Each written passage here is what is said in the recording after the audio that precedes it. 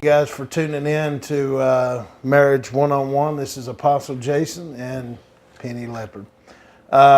We come to you today. We're going to be talking about fuel For the long haul. Fuel for the long haul. Wow. But anyways, let's get into this as soon as possible. Thank you guys for tuning in. Share all over YouTube. Subscribe down at the bottom if you would to this Marriage One-on-One, or you can go on our website and look at the videos that we've made prior to Marriage One-on-One.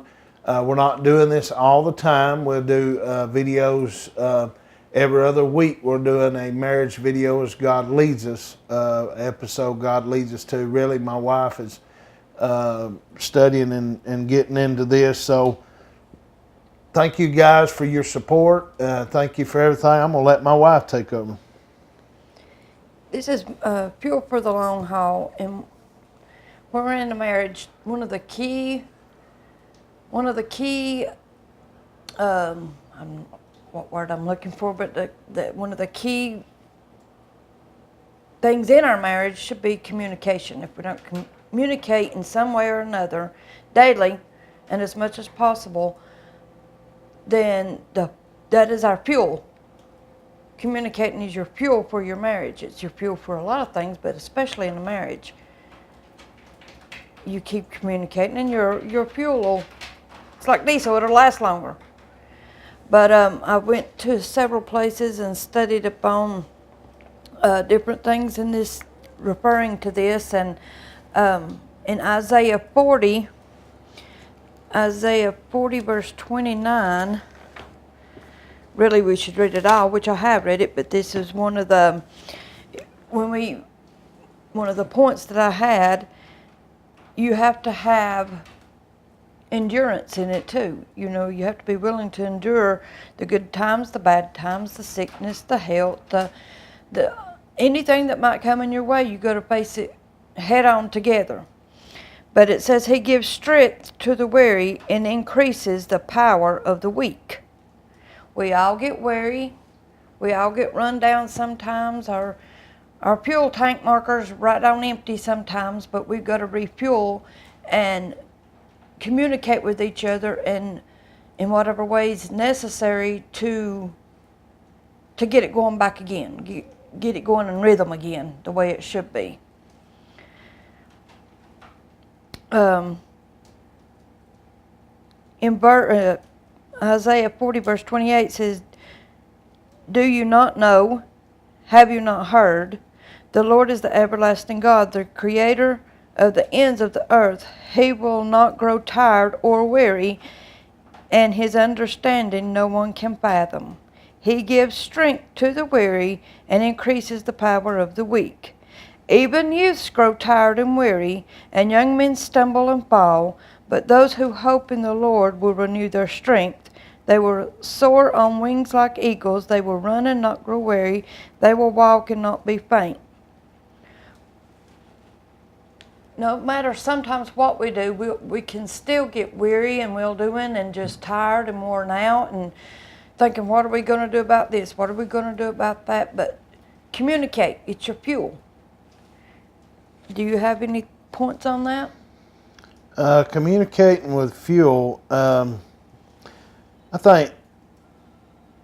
think my biggest thing is communicating with fuel is communication is almost like we have with God. We have communication with God. If we have communication with God, that would make the fuel on the fire with God. Mm-hmm. It all starts with God anyways. If your relationship with God is out of whack, your relationship with each other will be out of whack. Because, like I say, in the beginning was Adam, and then became Eve, and then became the children. If you get out of order, you're just out of order. So the fuel for the long haul, fuel makes things run, makes trucks run, all that stuff, but it has to have something to burn it. So it has to have a resource. So I guess what my wife is saying here is completely, our fuel makes us run. You know, water makes us run as human beings. Liquid makes us run. Food makes us run.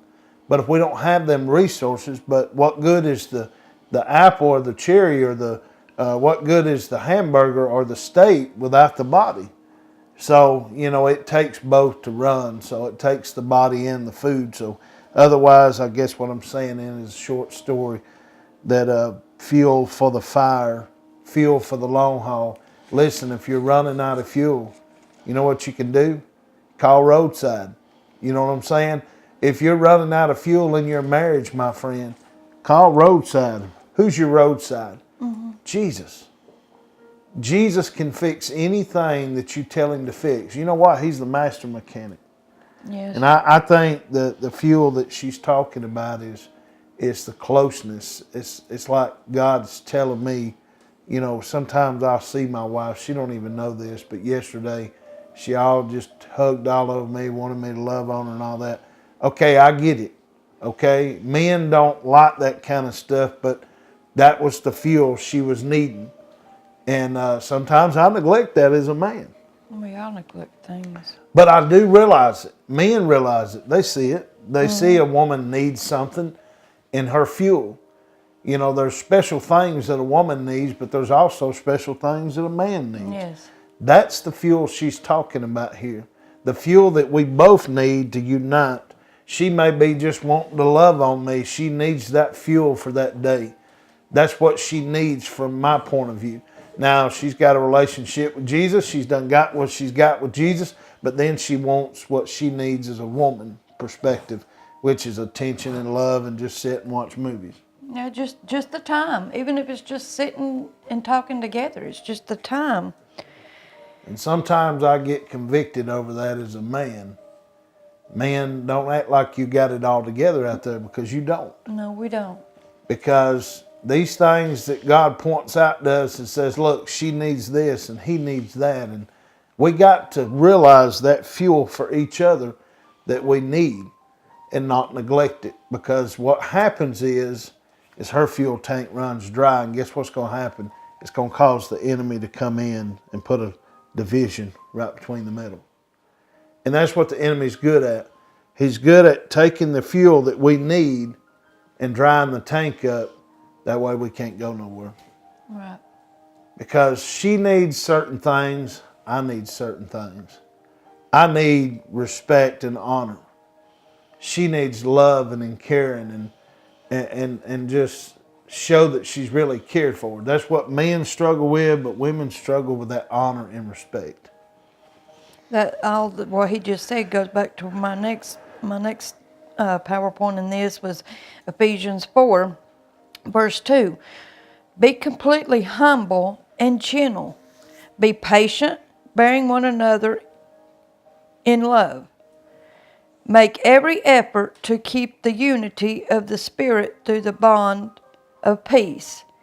There is one body and one Spirit, just as you were called to one hope when you were called.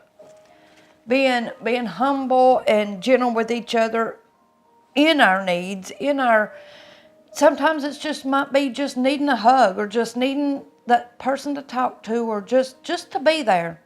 You know, to be the rock that the other one can lean on. Just sometimes the vent. Sometimes we just got to spew. We run over inside and we let things build up, and the only way to get it out is just like pouring a Coke in a glass. It just runs over. The carbonation in it, the gases in it, all that stuff in it just caused it to erupt. And to be that for one another is to be humble, gentle, understanding that what each other might have to say, or their feelings for that day, or something that they're dealing with. Just be there for one another. In that unit, we are a unit, unity. But that was what went along with that, was the being the patient and humble and understanding to each other's needs, or whatever we're facing and going through for that day, or that just in general. And then we have in Ephesians 5, 28 through 33,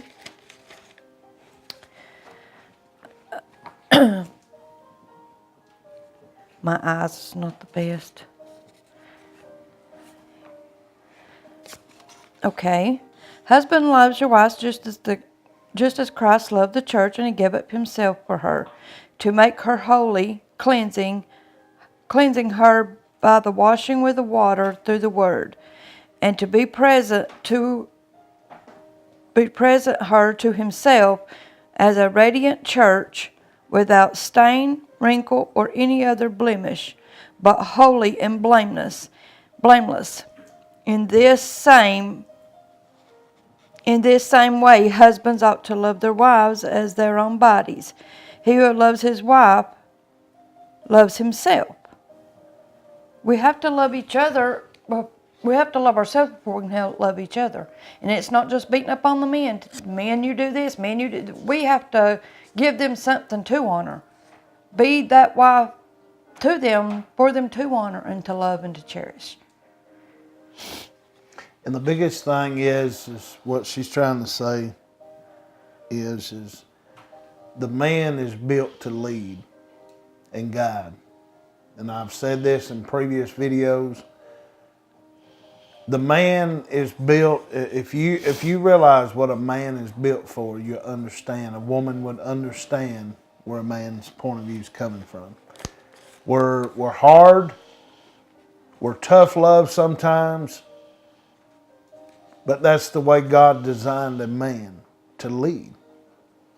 His job was from the beginning in the book of Genesis to lead. Was not follow. He's not designed to follow. Never to follow. Men out here that's in homes that women does everything and goes to church and pastor of a church and her husband sitting at home, that's because he's let down what God has given him. Mm-hmm. That leadership, that boldness, that hardness that you got sometimes. I'm not talking about the kind of hard, I'm talking about the kind of hardness that says, look, this is the way we got to go, no matter what the circumstance might be. That's the kind of hardness. Friends, let me refer you to a book. It's called The Man Wild at Heart. They actually got it on the Amazon. You can find it all over line. I would encourage you to go read that book to discover what a man is all about.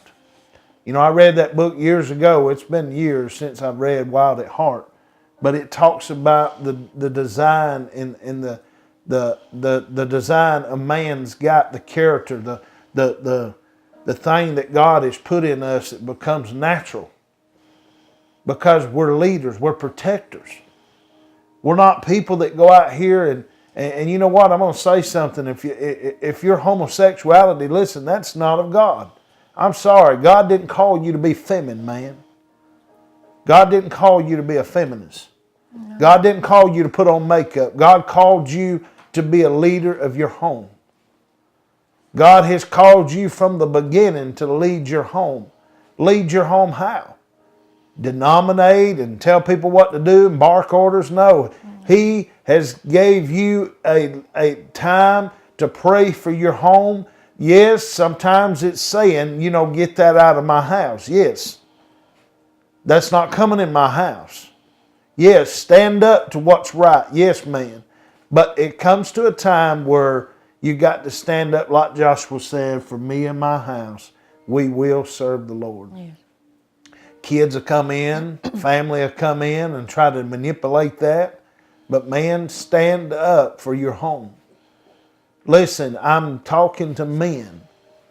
Men, you've let your fuel down. You've run out of fuel because every time you try to stand up for your home, your wife comes against you all the time. Listen, I'm talking to somebody out there. Listen, when that wife comes against you, put her down because she's got nothing but a Jezebel spirit. Listen, when God put order in the home, He put it the right way, and we talked about that in a previous video. Mm-hmm. A woman's got her place and a man's got his place. Not for me to denominate over her and just treat her like a rag dog. That has nothing to do with it. It has something to do with glorifying Jesus Christ. Having Him the Lord of this house. Listen, it's not for Him to denominate over the woman and say, you can't do this and you can't do that. Listen, the woman has to be in a perspective like Mary was when the Holy Spirit come up to her and said these words. I receive. She said one word, I receive. When a woman gets in a receiving position, this fuel we're talking about, she'll be filled up. A man will give her everything she needs. But when she gets out of that receiving position into that leader position, it's out of order. Mm-hmm. We start fussing. Yep. Do we not? Mm-hmm. We start fussing. Can't have that at home. No. That's because you get out of your lane. People are getting out of their lane. Woman, listen, I know it's hard, but you know what? Treat him like the man and make him think that he's a big muscle bodybuilder and think, look, I'm proud of you for running my home. I'm so proud of you. You're the big man that you are. And man, let your wife know that she's more beautiful than the whole community. And she'll be able to do that. She'll be able to receive things from you. She wants to receive these things. But the thing is, the man gets out of his place as well. I'm not just picking on man nor women. It's a unity that God is calling us to. That God is calling this to work together. Mm-hmm. But the problem is, we get out of our lanes. She starts doing men work. She's not designed for that. She's designed to do homework, not men's work. She's not designed to go out there and roof and put a tobacco in their mouth. You're not a man. You're a woman. You're meant to receive. From the beginning, you received a seed and it become a child. You never was meant to lead. You say, Apostle, that's pretty low you're talking about this. No, I'm not talking low about you women. Actually, matter of fact, you are the humblest ones I've ever known in my life. And what does the Bible say about humble people? The humble shall be exalted and the proud shall be humbled. Listen, the woman wants to lead all the time. She's not designed for that. A dog is designed to go outside and use the bathroom, eat, and get in his cage. That's a dog's life. He's not designed to get up on tables and act like a cat. Even though our dog acts like a cat sometimes. Our dog acts like a cat. But he's not designed as a cat. He's not designed as a lion. A lion has different prey. If you study animals, animals act different. Listen, guys, we all have our role. We need to play it. Our final chapter that we had to go to was Proverbs 31, starting at verse 10. A wife of noble character, who can find? She is worth far more than rubies. Her husband has full confidence in her and lacks nothing of value. She brings him good, not harm, all the days of her life. She selects wool and flax and works with eager hands. She is like the merchant ships bringing her food from afar. She gets up while it is still dark, provides food for her family, and portions for her servant girls. She considers a field and buys it. Out of her earnings, she plants a vineyard. So, like we was talking a while ago, that man needs to feel that from his wife. She needs to play fully her role, not try to play his. You're married for a reason. He has his role, you have yours. So make him feel the way that you want to be made feel by doing the deeds that you need to be doing and keeping up your end of the life and marriage as he is. Work together. Like I said, we are a unit. And see, when I got out of my road, and I admit, I got out of it yesterday. She kept wanting to love on me, and I did a little bit, but she needed a whole lot more. See, when I get out of that and recognizing what she needs is that love and attention, that's when she gets out of her lane. See, A woman needs love and attention and pampered and petted and combed their hair, you know, on and on and on. But when I don't give that to her, she gets in my lane and it crashes. Mm-hmm. That's when the fuss goes on. That's when the heat rises. Men, when you try to get in her lane and try to be the woman and try to do all these things, clean the house and wear your skirt outside, that ain't your role. Get out of it. There's no such thing as a man submitting unto a wife. It does not say that in the Word in Ephesians chapter 6. It says, men's love your wives as Christ loved the church. And what it say afterwards? Women, submit unto your wife. Men, Submit unto your husband. Submit unto your husband as unto the Lord. When we get out of this, there's no such thing as no other else. I'm not condemning pastors out there, women pastors or nothing like that, and they got their husbands sitting at home. But you know what? Listen, God didn't design it that way. I'm sorry. Now, does God use women? Yes. God used Mary Mather. It was Mary that walked up to Jesus. She was the first one that carried the gospel. Listen, guys, I'm not saying that God won't use women. I'm not knocking women, that women's just totally absent from the church. No, I'm not knocking that. But we're talking about a marriage unit here that God has put together. Mm-hmm. When God puts something together, my friend, it's meant to operate the way God's designed it to operate. Listen, if you have a manual to this phone and you don't know how to operate this phone, guess what you go to? The manual. If you don't know nothing about this wife, what can you go to? Go buy a book about wives? No, that won't work. The Bible talks about everything you need in direction in every area of your life. Mm-hmm. Your children's, to your wife, to your job. I can promise you, read it in Ephesians chapter 6. Read it. It talks about your personal relationship with Christ. Then it layers it down to your personal relationship to one another. Then it layers down to your personal relationship with your boss at your job.